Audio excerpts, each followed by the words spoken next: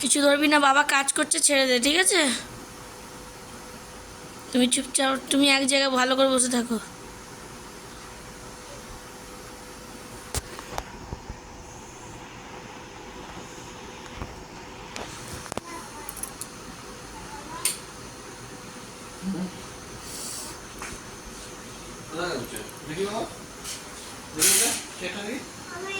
তুমি তোমার চেয়ারটা বসো, ছোট চেয়ারটা, ওটা ধরবে না, গরম ওটা ধরবে না।